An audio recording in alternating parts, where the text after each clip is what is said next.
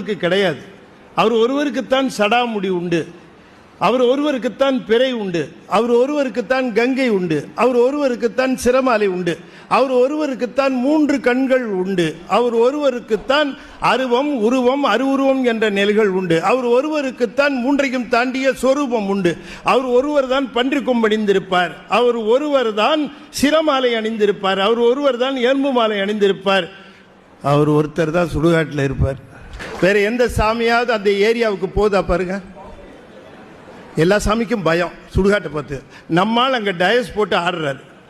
கோயில் சுடுகாடு கொல்புலித்தோல் நல்லாடையினார் மணிவாசகர். ஒரு இளைஞர் என்ன கேட்டார், ஐயா சிவபெருமான் இருக்கிற இடம் கோயில் நீங்களே சுடுகாடு நீங்களே, நாங்கள் எங்கே போய் பார்க்கறதுன்னா. கேள்வி புரியுதா உங்களுக்கு? இந்த கேள்வியெல்லாம் வக்கனையாக கேட்பான்.